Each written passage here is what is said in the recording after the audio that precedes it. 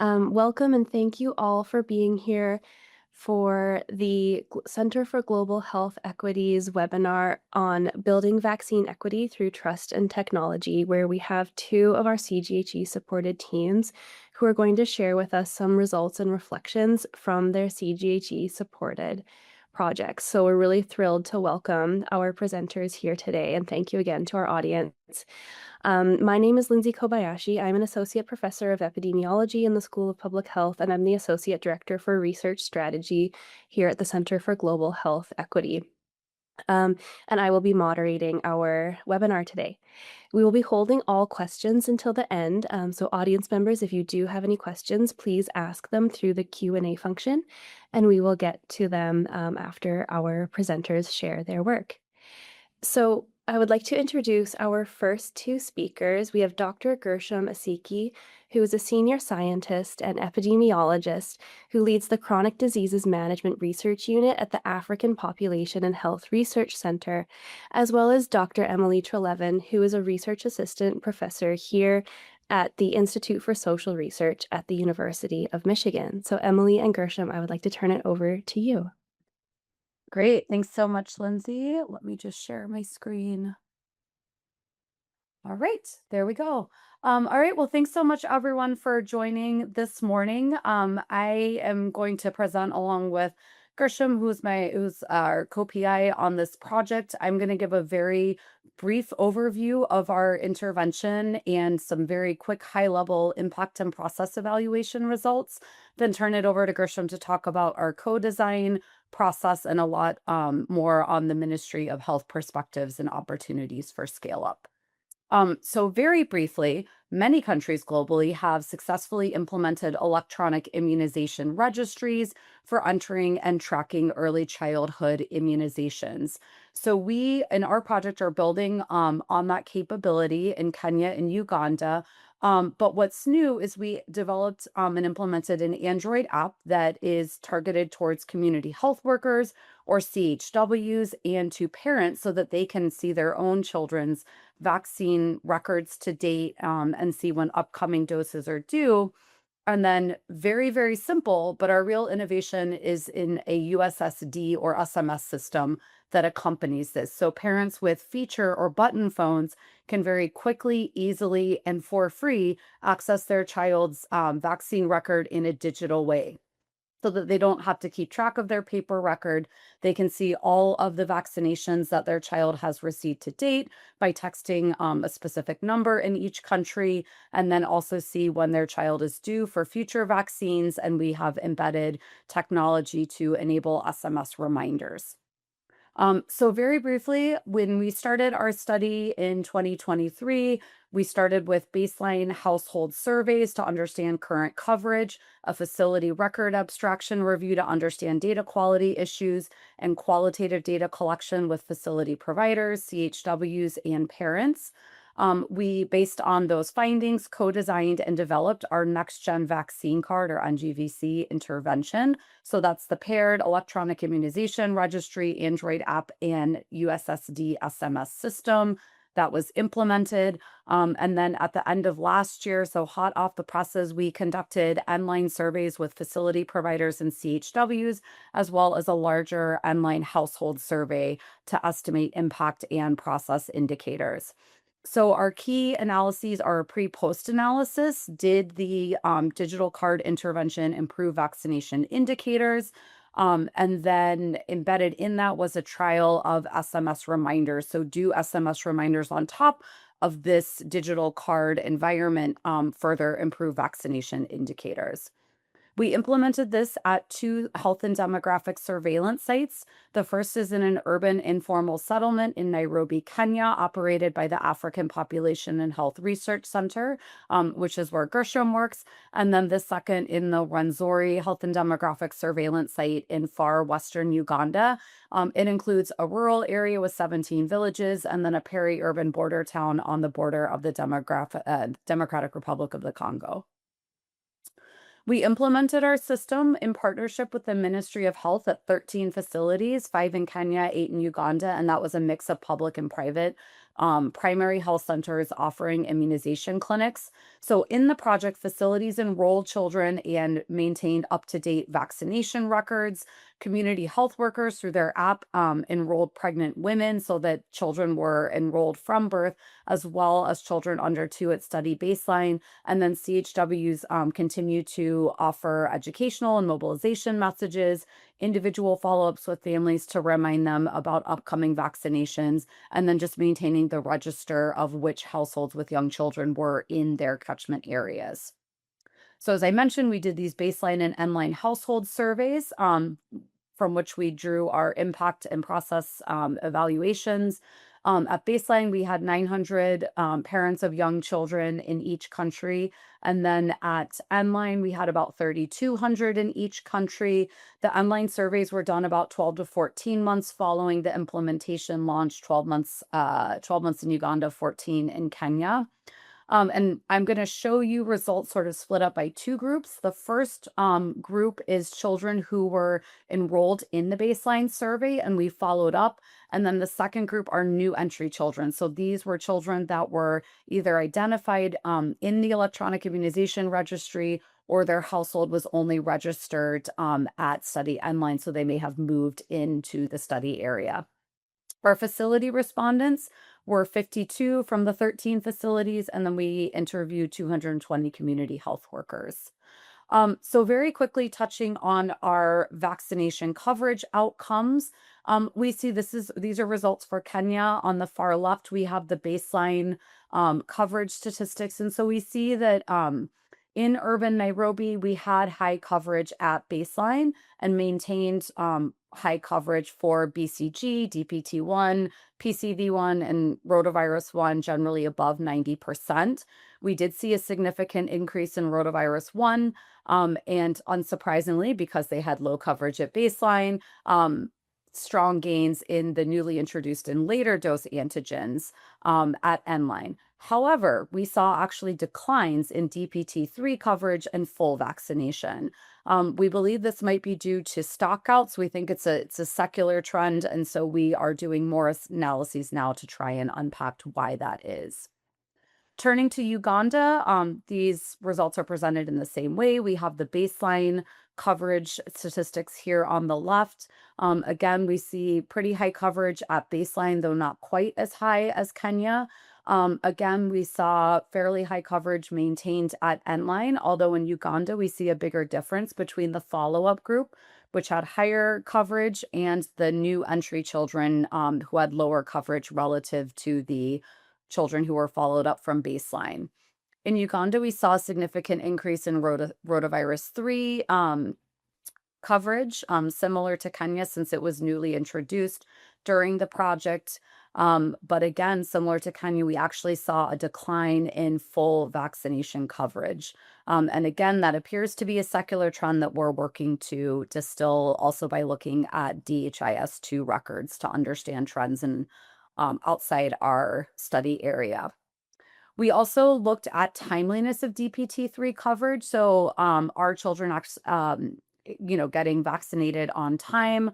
For DPT3, we wanted to look at whether or not children received that antigen within 2 weeks of the assigned date. So in Kenya, we saw relative to baseline, we did see a significant increase in the follow-up group, though not in the new entry group. And then in Uganda, we saw more modest increases in timeliness. And comparing the two countries, we saw the median delay was consistently lower in Kenya, about 7 to 8 days, versus Uganda, where it ranged from 9 to 16 days. Turning to our process evaluation indicators, despite the lack of jazzy impact evaluation results, we did see increases in vaccination-related activities during the intervention. So half of our facility-based providers reported that their facility actually added extra hours or days of immunization clinics because of increased demand. And we had 2/3 of CHWs say that they spent more time on vaccination-related activities during the intervention year. And a majority of facility-based providers and CHWs at some point had a parent present the digital vaccine card in lieu of a paper record, with some of these providers and CHWs saying that they were seeing them every week, multiple times a week, or even multiple times a day. Our facility providers in blue and CHWs in orange reported that they would continue to support the intervention at very high rates and that they really felt confident in other people's ability to use it. However, many felt that they needed more training and more resources to support the intervention, though we did see high rates of agreement that their management was supporting the intervention, which is encouraging.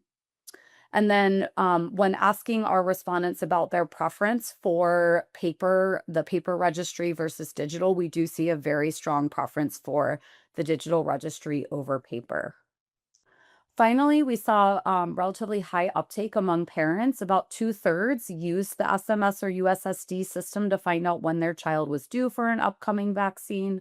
Just over half used it to pull up their child's vaccine record, and about 1/3 said that they had ever showed a provider their child's digital record in lieu of a paper card. I skipped over our SMS trial results. There were modest increases, but nothing significant.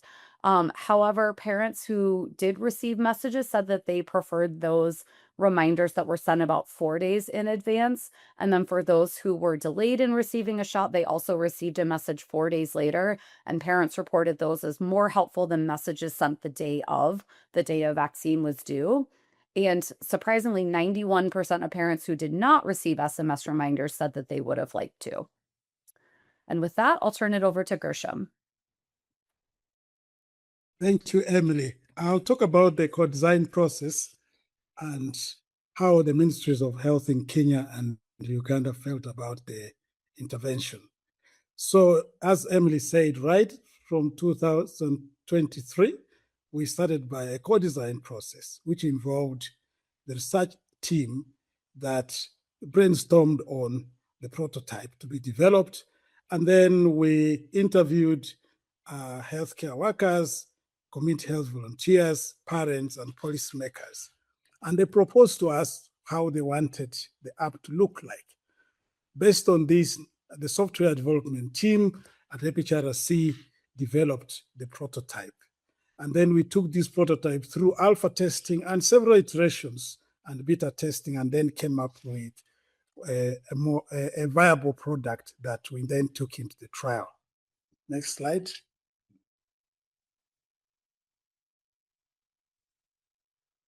Yeah, what the Ministries of Health liked was the fact that this app improved tracking of defaulters.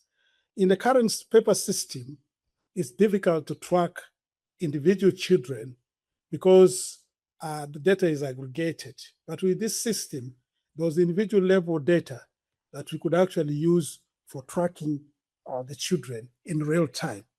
They also liked the fact that there were automated reminders that went directly to the mothers and about the upcoming vaccinations, and this enabled them to actually reduce dropout rates. They were also happy with the data integrity and security offered by the digital records, which they felt was better than the data security using the paper systems. Next slide.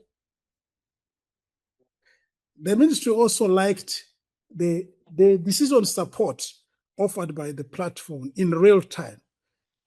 Providers could immediately identify children who are not coming on time, and then they would just be followed immediately. It also streamlined documentation. Healthcare workers would upload data quickly, unlike the current system where they have to batch data and send to the districts on a monthly basis. Also, it increased accountability because they could easily now track the vaccine stockouts and stock accordingly. Next slide. Another interesting aspect they were happy with was the fact that this system could be linked to birth registration. In these countries, the uptake of birth registration is quite low. But now with the registration of pregnancies and births at home by community health promoters, it was possible to actually get accurate birth registration systems. They also perceived it as cost saving compared to printing physical forms. Actually, during the study, most facilities were lacking the physical forms because these were not supplied on time, but with digital systems, this was not a challenge. It also improved real-time documentation of adverse events. Next slide. There were some perceived challenges. One of the critical challenges were frequent blackouts, power blackouts, especially in the rural places, and unreliable internet, which would prevent real-time data synchronization. However, we had offline capabilities for the platform, which would enable them upload data when they get internet. Then, of course, the management of the devices was perceived to be also high, especially in the beginning when we had to purchase tablets and smartphones for this work. Of course, software freezing and other malfunctions were very common in the beginning. These were fixed towards the end. Next. There were issues with data entry, especially with the older staff who had challenges with use of computers, and this took time. They had to be trained, and this was actually delaying the clinic flow processes. There was also staff turnover, staff who were in the intervention who were transferred or who left the study areas. We had to train again other staff to cover those gaps. Next slide. Now, what is needed for scale up? The views of the ministries of health is that in order to shift from the current paper records to digital records, we need to go away from the isolated e-chaos. Currently, there are so many platforms that exist in these countries. There's need to harmonize these and ensure that the various platforms are interoperable and they have offline functionality and also have unique identification systems that enable them to track children over time. They also need supportive policy and governance because in the trial, we were using both paper and digital records since there's no policy to use only digital records. So we feel in order to shift and scale up, there's need to have policies that support digitalization of the records. Of course, sustainable financial models are needed, especially engagement of private sector to lower down the cost of implementation. Next slide. Yeah, so what are the opportunities for scale up? The opportunities here are really one, there is a possibility of linking the registry to school enrollments. Most of these countries actually have a requirement that when children are going to school, they produce their vaccine cards.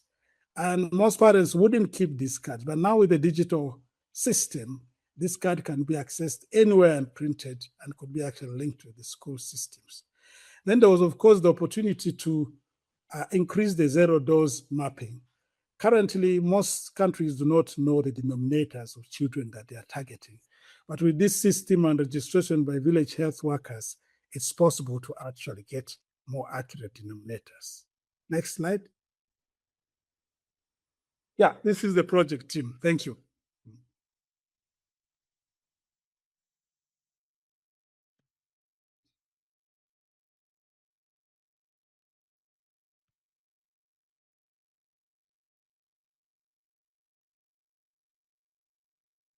Thank you very much, Emily and Gershom. That was so interesting. And I know certainly have several questions and I'm looking forward to discussing further at the end. So at this point, I would like to introduce our second set of speakers. We have Dr. Harapan, who is an associate professor of medicine at Shia Kuala University in Indonesia. And we have Dr. Abram Wagner, who is an assistant professor of epidemiology in the School of Public Health here at the University of Michigan.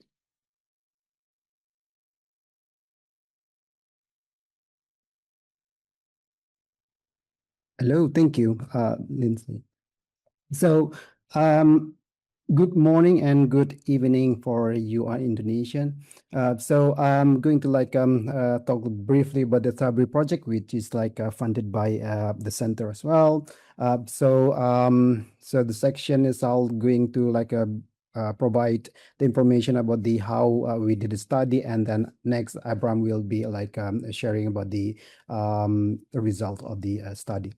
So so basically, I and Abraham has like a long-standing collaboration before this project. So one of our study was conducted in Indonesia, assessing the vaccination coverage, and we found that Aceh, which is like into the most westernmost province in Indonesia, has the very lowest vaccination coverage compared to other province.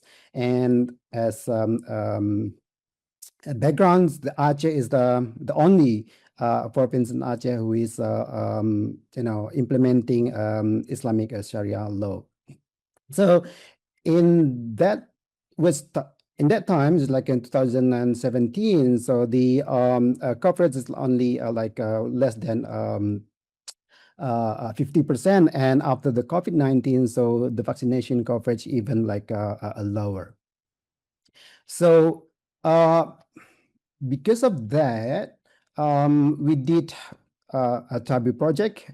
Tabri means we deliver in Achinese. So what we are deliver first is the information about the vaccination through religious leaders or ulama, and the second is we deliver vaccines directly to through mobile clinics. So we try to to cut the access difficulty in our community. So by having that idea, so we developed we call step which cluster randomized control trial. So in the one arm we have like a control, and the second is we have like a district with the conference or partnership programs, and the last one is vaccine in fans. Next, please.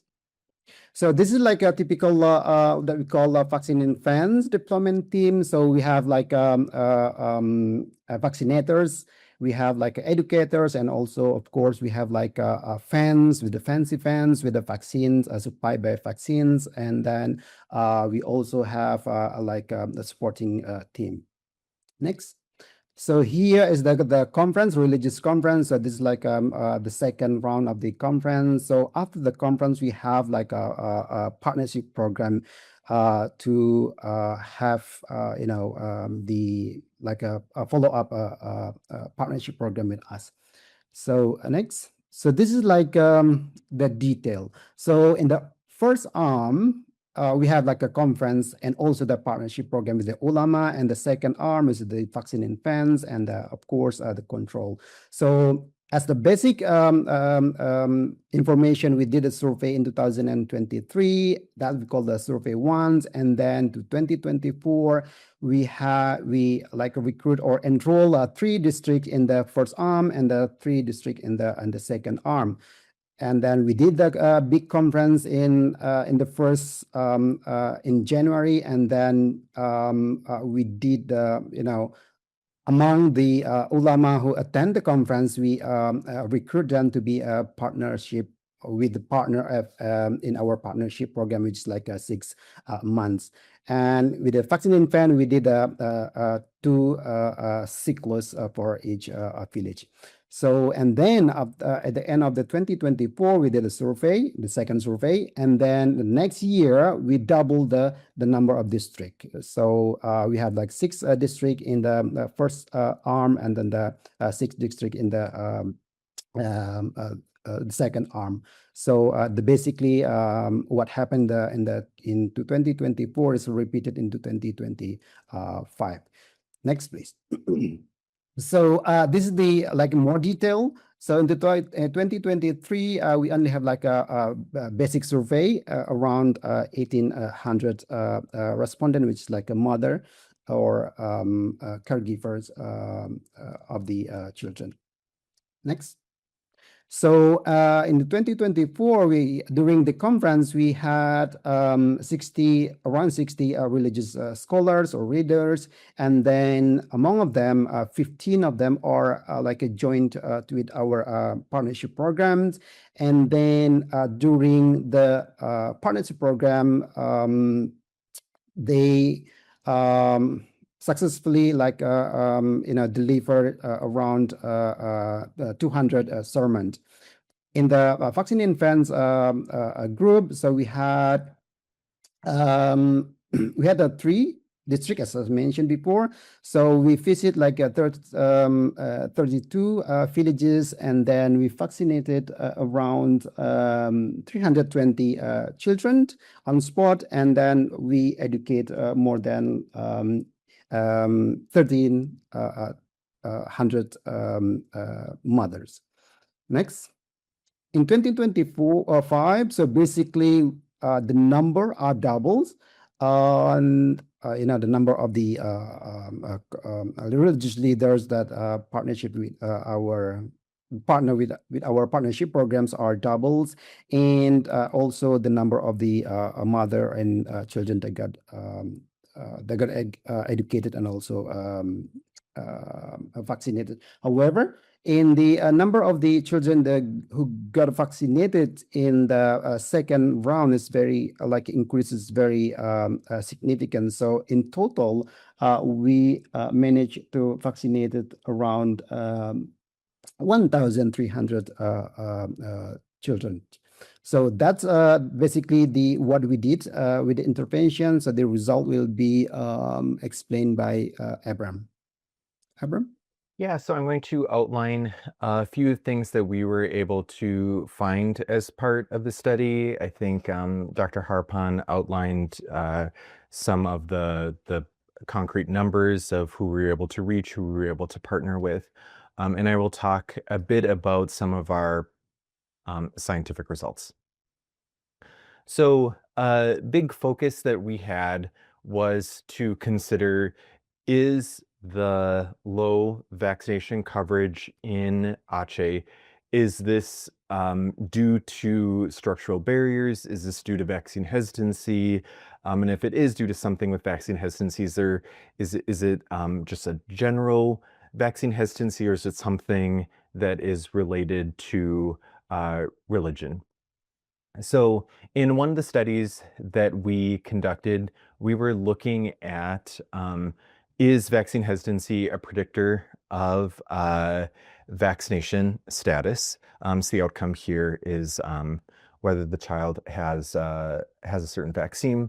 And we are looking at just a general vaccine indicator, like how hesitant somebody is about vaccines in general. And then also we asked whether they are concerned about vaccines being halal or not.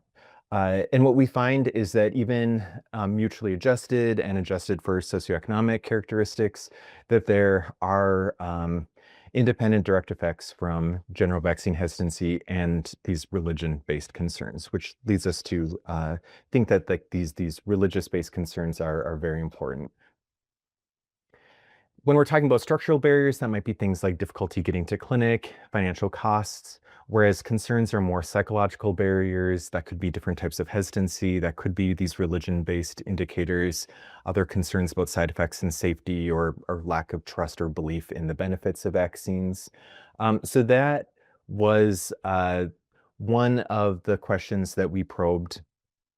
So we separated out some questions on structural barriers that individuals might face when getting their children vaccinated versus concerns they might have. And for this survey that we're looking at, 46% of children were partially vaccinated. So 54% had the full series of vaccines that they were supposed to, 46% were partially vaccinated. If we look at these structural barriers, we can compare how many people mentioned the issue overall and how many mentioned it who had partially vaccinated children, and then what is the association between the structural barrier and partial vaccination. The take-home message here is that there really wasn't a strong association between any of these structural barriers and vaccination status. these tended not to be significant and hung around a value of 1, which means that there was sort of equivalence between whether people mentioned this barrier and whether they got the vaccine or not.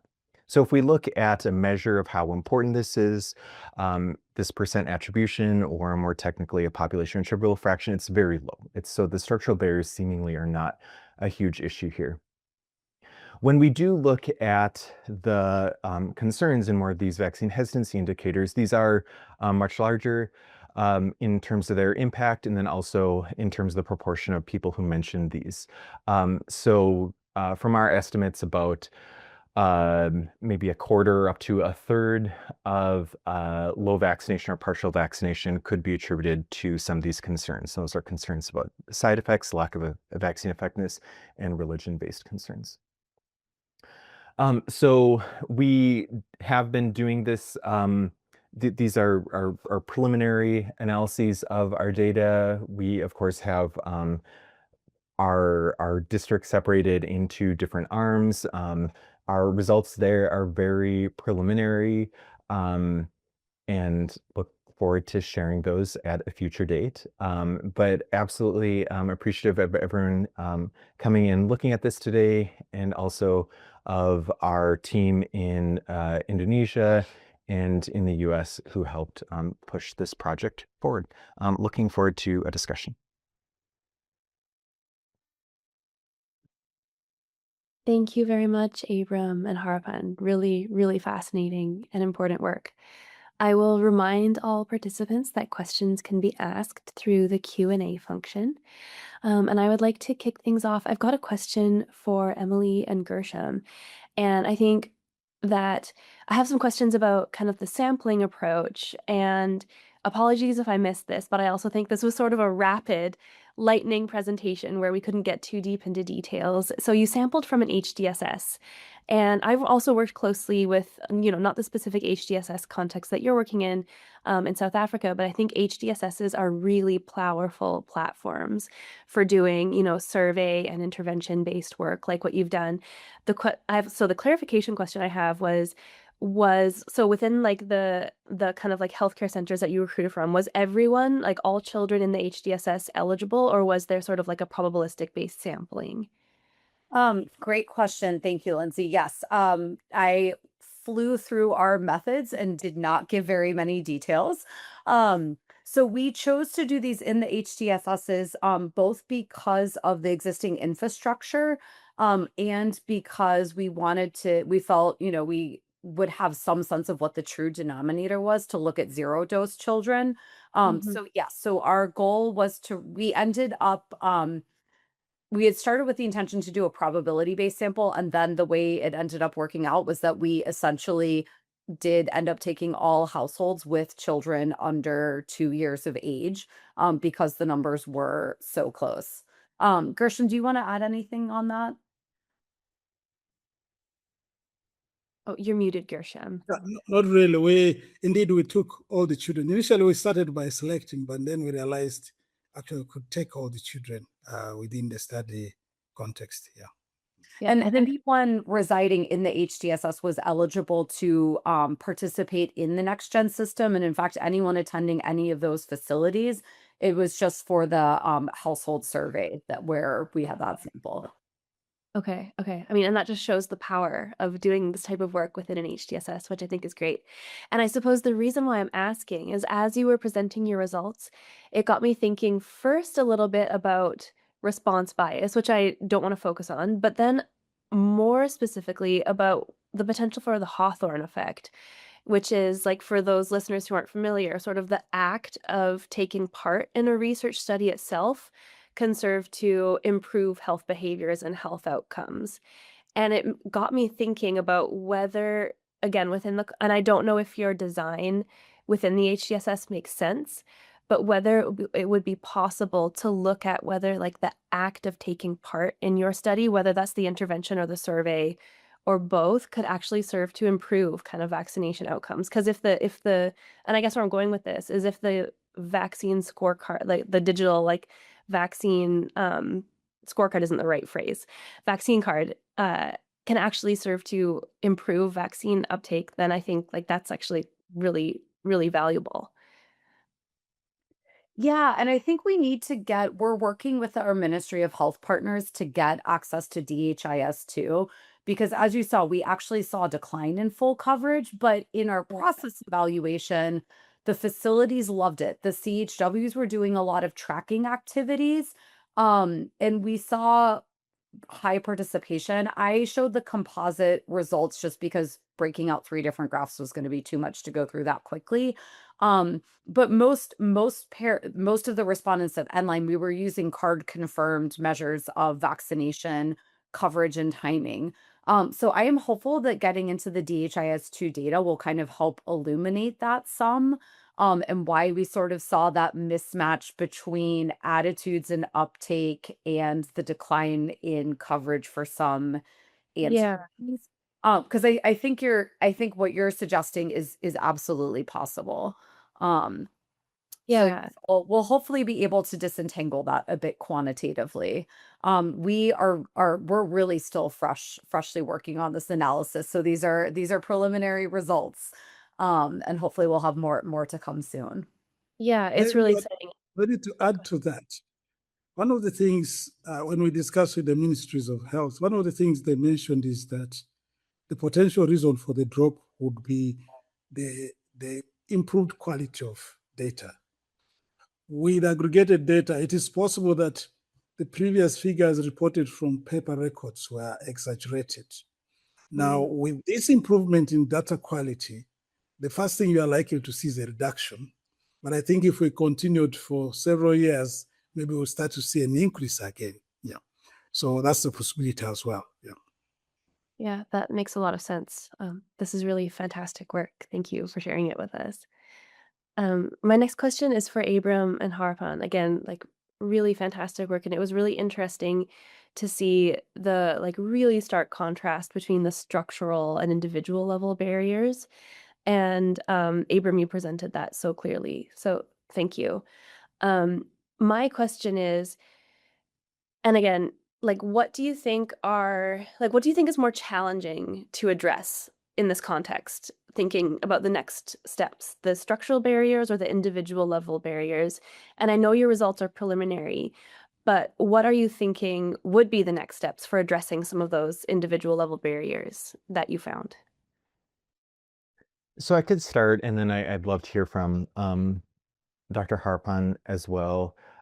Yeah, so I think one of the things that we wanted to do in our study was not only to run the RCT and to figure out if we can make a bump in vaccination coverage, but it was to develop some robust evidence for vaccine hesitancy being hugely important for vaccination coverage in this region, just because historically when people think of vaccine coverage in low and middle income countries, they think of it as an issue of like structural barriers. So I might let Dr. Harpan talk more about kind of like the network of puskesmas, like the community health clinics that are in Indonesia. But I do think that it's hard to make changes in vaccination. We've seen that here in the United States, like in Michigan, our vaccination coverage has been declining pretty rapidly in the last few years. I know Dr. Schlevin in her notes was talking about like secular trends, which are we can devote some resources in research, but like if there are these trends of vaccination going in one direction or another, it can be like really hard to push against that.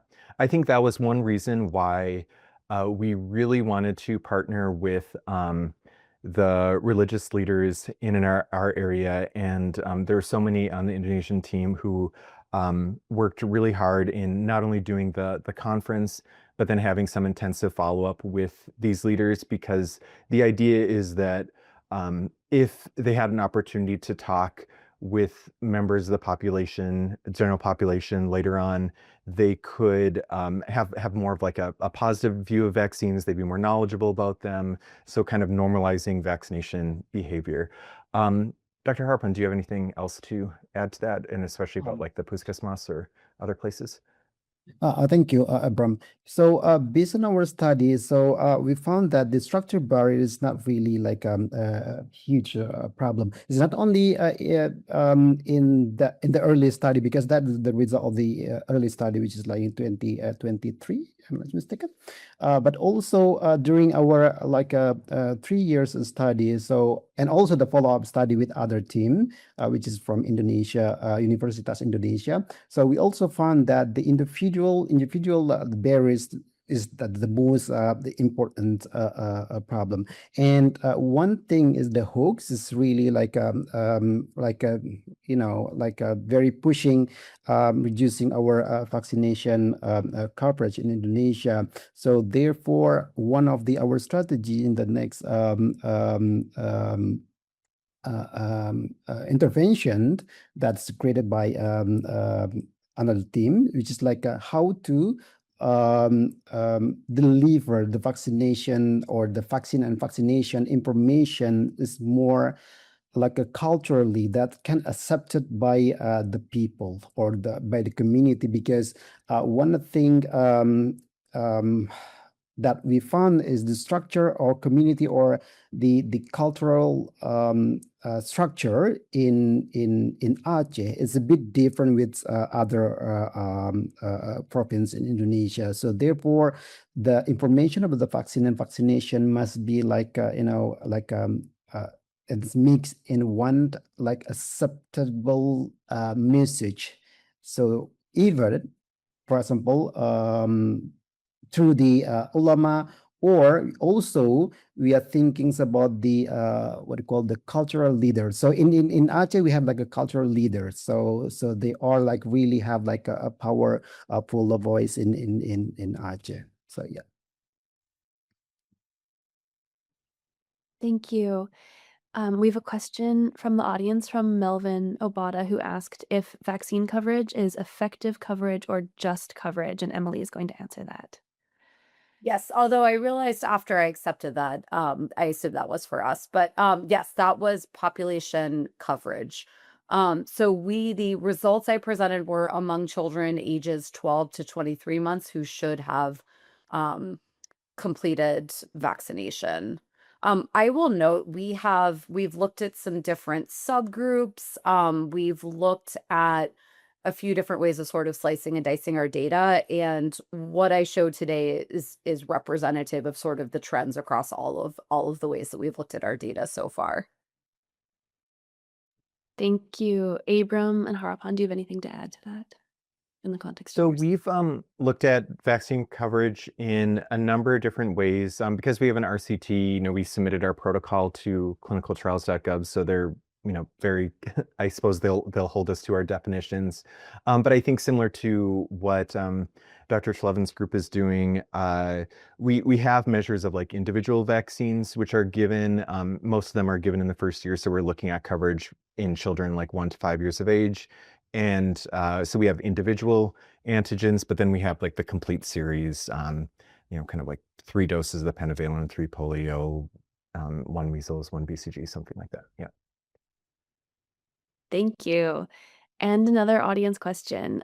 Great presentation and findings. What opportunities does the team see, and Emily and Gershom, this is for you, presented with better visibility of vaccines through the innovative digital vaccine card and helping countries graduate from Gavi, that's an acronym, GAVI, at the different phases? For example, Kenya currently at the preparatory transition phase, while Uganda at the initial self-financing phase. Gershom, can I call on you to take a first Yeah. pass at this one? Yeah, so I think, the reason we chose the 2 countries is because of those differences. And indeed, we could see the stark differences between Uganda and Kenya. Kenya had higher coverages, both in timeliness and also just coverage, while Uganda had lower coverages. But what we observed was that in Uganda, the intervention actually substantially improved coverage. And that would mean then that visibility, I mean, if we implemented such a digital vaccine tool, we could substantially increase coverage in Uganda, and the discussions on transition to self-financing phase would probably come up. But of course, we know the two countries are at different levels of socioeconomic developments. Kenya being middle income, Uganda is still low income. So kind of, I'm sure there are those considerations as well, apart from just having the vaccine coverage. Yeah, thank you. Thank you. My next question is for Abram and Harpan. Um, I wanted to hear a little bit more about any unexpected challenges or barriers that you experienced in the course of your study. Okay, first pass this to Dr. Harpan. Yep. With such of study, so we have like many challenges. The first is because this is like a multi-sectoral so many partners are involved, province health office, district health office, and postcast masses, and also the midwife in the Poshandu because we have like a community health center, and after that we have like the smaller a community health center, which is like a very many parties which is like a very involved in this project. So the communication sometimes is a bit hard to get very simple, and also as Indonesia system, we have like a very bureaucratic things issue. So that kind of thing also make some steps kind of bit slower. So that's some of the issue, and also we have travel times. So in the during the implementation, so because we have to like reach to the village levels, so we have like a travel a bit far. It could be like 2 hours from the city center, which like take times, and then and one of the thing that I also remember is one of our team had the car accidents. Is like okay, but luckily everyone is like safe. So yeah, so many challenges that we face during the implementation of this program. However, with the great teams, with our project manager, so yeah, everything is well delivered. Thank you. Yeah, I'm sure all of these things are really fantastic learning opportunities, and it sounds like the infrastructure and teams that you had in place really supported the effective delivery of the intervention. I've appreciated so much hearing and learning more about it. My next question is for Emily and Gershom. And just thinking about the volume of data that the vaccine card, like digital data that the vaccine cards can produce, notwithstanding that, like, still existing requirement for paper records as well. And it got me wondering, what do you think, if any, are the opportunities for AI tools to help manage the implementation of the vaccine cards and even kind of like evolve them to a potentially kind of like next step or next stage? That is a great question. Very helpfully, it builds off a proposal that we just submitted a few weeks ago. It's something that Gershom and I have been thinking about quite a bit, also with Jeffrey Siwo, who is on our team, and Rahul Ladhania at SPH, and several of our collaborators at APHRC.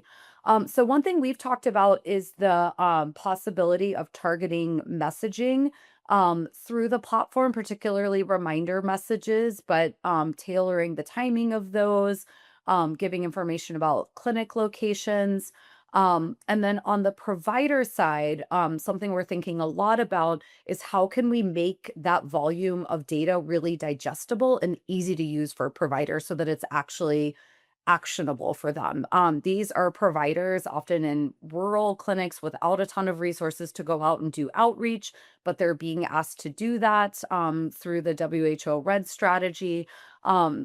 So in our most recent proposal, one of the things that we talked about is leveraging AI to help build more usable dashboards to identify individual children, but also clusters of children who are either delayed, unvaccinated, where they might really benefit from outreach. I think we haven't gotten into this yet, but I think developing tools for community health workers, because they do so much on the ground work, messaging with families, trying to track all the households and children in their catchment areas. I think it could be a really valuable tool to assist CHWs who are so overburdened, both in terms of the number of households that they're serving and also the number of health areas that they're trying to address at one time. So as much as we can make their work easier for them, I think we could really start to see some gains. Gershom, what would you like to add to that? Yeah, one thing I can also add is the fact that the recording of adverse events by parents was one of the things we observed. And managing that large volume of data, I think with AI would be easier. They should be able to contact these parents, speak with them, and support them when necessary. As Emily has said, community health volunteers and healthcare facilities normally plan outreaches to the communities, but at the moment, the data that they have on paper does not help them do targeted outreaches. But now with AI, if we introduce AI, it will be possible for them to have more effective outreaches. There's evidence that the current outreaches only yield 7% more coverage. They are quite expensive. But maybe now, if they are more targeted, you are likely to get a higher coverage through targeting children who really need the outreaches. Yep. Thank you. That's really fantastic. Thank you. So the second last question for both teams is what new projects, whether in the same line of inquiry or different line of inquiry, have opened up in the course of your work, and or even, totally new lines of inquiry potentially. I think Emily and Gershom, you touched on this, but I want to give you an opportunity to add more if you would like, and then we'll move to Abram and Harapan second. Sure. So we've been submitting a really high volume of proposals. We love working together. We are fortunate that this first project together has been just a great collaboration experience. So we are highly motivated to find other ways to continue working together in the future. So we've had some challenges in that NIH is not currently funding vaccine related work, which has forced us to be a bit more creative in where we are looking for funding to directly continue this line of work. So as we just alluded to in the last question, the Gates Foundation recently had a call for evidence for AI in health. So we submitted to that call to work on scaling up this project with some added AI components on the facility side.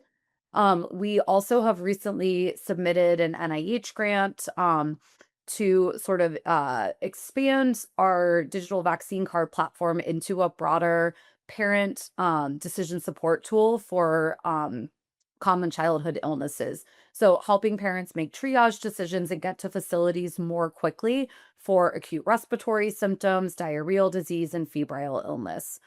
So we're super excited about that idea, and that would be through an AI decision support platform. We are very excited about that idea and also pursuing that. And that would build in our vaccine technology so that we could make more personalized recommendations for individual children and better assess their individual risk based on information we've already built into the vaccine card. That's fantastic, and I'm crossing my fingers for you in these proposals working out. Abram and Harpand. Yeah, I can start. I think there's a few different avenues for us. Some of them we have started, and some for us to pursue in the future.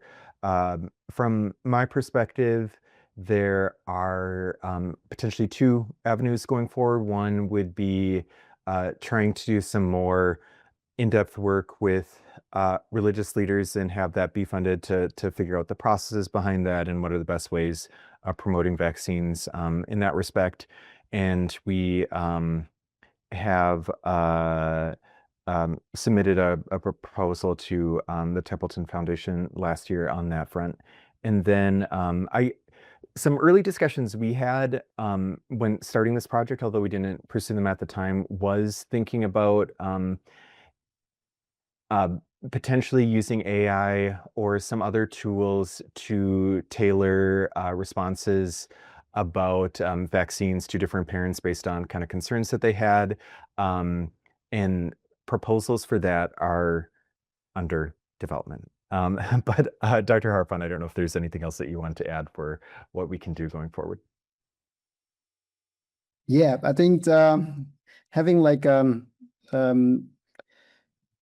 AI components in the how to tackle the vaccination hoax. It is really important. One of the the AI based tools that could be like created is how to like identify early identify the hoax that's coming in the community. So if we can like catch that early, so we can like have the the message or how to to reduce that kind of a hoax in the community. I think that would be like really important as well, especially in Indonesia where the hoax is really like prominent. So having that kind of prevention is really a key in the future. So thank you. Thank you. I also know your colleague Abram at the School of Public Health, Rahul Ladania, has a kind of extension project um, that built on TABRI, focusing on HIV. Do you want to tell us like really quickly about that as well? Yeah, so grateful for CGHE to fund another round of this research. That is led by Rahul Ladania and Iksan, who's also on this call. And that is looking at how to, it's still under this TABRI umbrella, I guess, of how to deliver health information.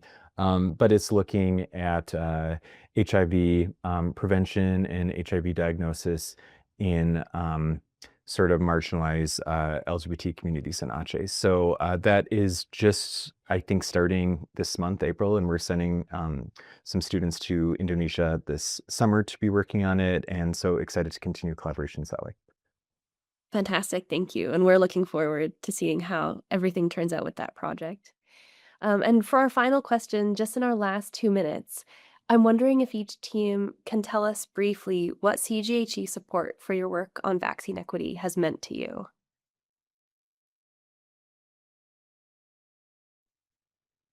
I'm happy to start out. I mean, I think that this has been none of this would have been possible without CGHE. Gershom and I first were connected through Matt Bolton, who was on the CGHE leadership team at that time, building on some of prior collaborations with our co-investigator, Martin Matua at APHRC.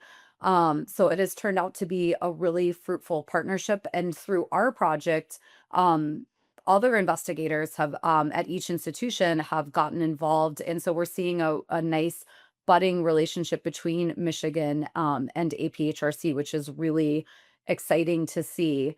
So we're grateful. This is I think ours was the largest award that CGHE has ever made. And it was a large and ambitious project to implement. And so we're really grateful, particularly at a time where it is becoming harder to find resources to conduct vaccine-related research, which of course we probably wouldn't have known back in 2022 when we were first embarking on this. But I think the way that CGHE structured this proposal and project development process was really great, that it embedded co-design and co-development from the beginning, and our project has been successful because of that really strong foundation. Maybe to add on that, indeed, the unique aspect was the fact that we still had we first had pilot funding for actually co-design, to the extent that we engaged ministries of health, and we feel our partnership has actually grown stronger with the Ministry of Health. I've seen this with the proposals that we have recently submitted, that they are working more and more together with us, and they really appreciate the fact that they are consulted even at the proposal development stage. And I think this is something that was unique from this funder, and we really appreciate that aspect too. Also, the support provided throughout the the implementation process. We had regular meetings that enabled us to actually explain how things were moving, and also they gave some advice through the advisory committee on how best we can proceed with this. So we're really very grateful for the support. Thank you, Emily and Gershom. Abram and Harapan. So I know we're at time, so I'll be quick with this. I'd echo many of those thoughts. I think the CGHE's focus on co-design was really important, and I think now that the federal government really isn't funding this kind of work and isn't funding international studies at the same extent as they maybe previously were, I think having an organization fund some large-scale studies, and there was substantial investment from CGHE in both of our projects, is really important. And I also like that CGHE was great at allowing salaries to be funded from the University of Michigan side. A lot of internal organizations do not allow that. But then also emphasize that there should be like relatively equal distribution of funds between both sites. And I think that helped push our project forward. And also on behalf of Indonesian team and also like governments, even though, for example, the result is not like we haven't see the result. However, I would like to say thanks to CGHE about the funded our project, because having that kind of funding is really hard, especially for the region which is region which is like really very far. It's like very limited resources that we can like access in Indonesia, especially in Aceh. So by having that, we would like to say thanks to the center. Thank you. Thank you all so much. I know we're at time, so I just want to say thank you again to our speakers. Thank you for this really important research that you've been conducting. Thank you to our audience. It's been a wonderful past hour reflecting on this really important work on vaccine equity. I hope everyone has a wonderful day, and we'll see you all next time.